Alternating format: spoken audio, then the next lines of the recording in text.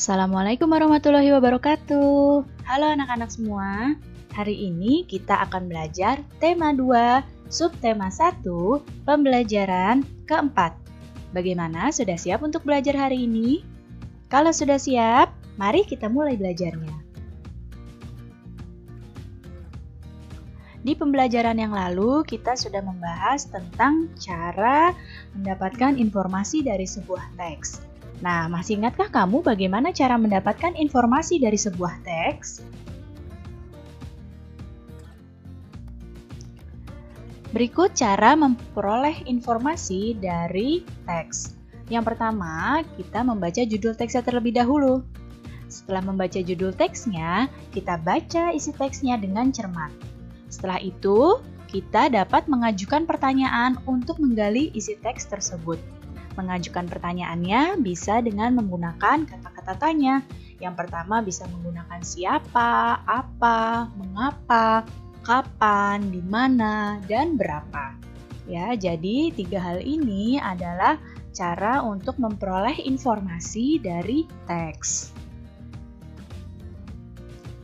Nah, sekarang coba Ibu tanya, pernahkah kamu pergi berwisata bersama keluargamu?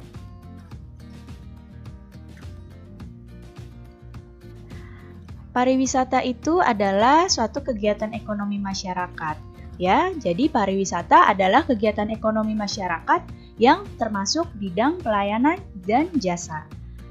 Dan pariwisata itu merupakan segala sesuatu yang berhubungan dengan rekreasi. Nah, berikut adalah tempat-tempat wisata yang ada di Indonesia. Coba diperhatikan. Indonesia ini tempat wisatanya sangat beragam ya.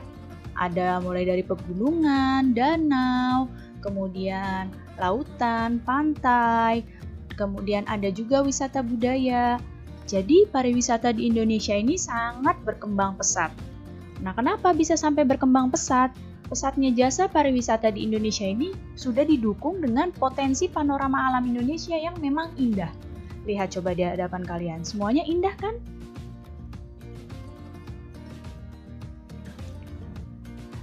Nah, dari pariwisata tersebut ada usaha-usaha jasa di bidang pariwisata.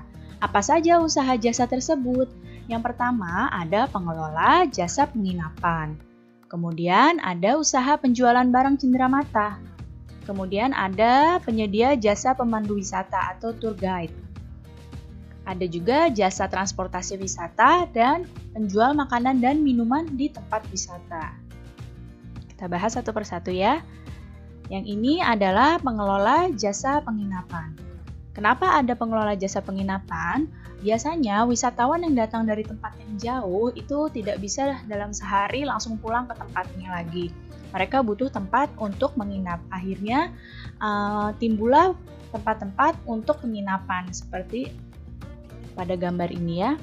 Untuk orang-orang yang mau beberapa hari di tempat wisata tersebut. Kemudian penjualan cenderamata. Nah, seperti ini.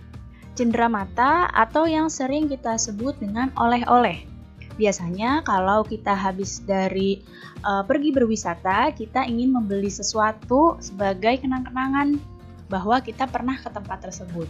Nah, cenderamata ini adalah benda-benda yang memang khas dari daerah tersebut dan dibeli untuk kenang-kenangan atau untuk oleh-oleh ya. Kemudian ada jasa pemandu wisata atau tour guide. Seperti ini. Tour guide ini adalah orang yang memandu wisatawan. Nah, seperti ini. Jadi wisatawan itu tidak semuanya bisa berjalan sendiri. Mereka ada yang ingin dipandu wisatanya. Nah, biasanya tour guide ini akan menjelaskan hal-hal apa saja yang ada di tempat wisata tersebut. Kalau di Indonesia, biasanya yang sering menyewa tour guide adalah turis asing. Jadi mereka meminta penjelasan dari pemandu wisata tersebut tentang hal-hal yang ada di Indonesia. Tapi ada juga turis domestik yang menyewa tour guide supaya mereka bisa lebih memahami tempat yang mereka kunjungi. Kemudian jasa transportasi wisata.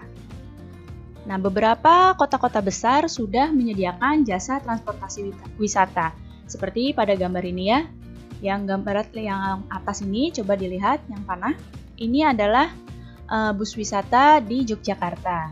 Kemudian, gambar yang kedua ini adalah bus wisata di Jakarta. Dan gambar yang ini adalah bus wisata di Bandung. Dan masih banyak lagi tempat-tempat lain yang sudah memiliki jasa transportasi wisata.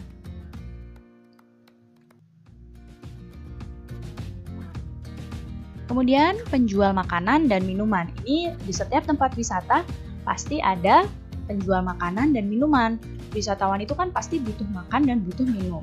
Nah, para penjual makanan inilah yang menyediakan makanan-makanan tersebut. Dan bahkan ada penjual-penjual makanan yang memang mereka menjual makanan dan minuman yang khas dari daerah tersebut sehingga menarik wisatawan untuk membelinya.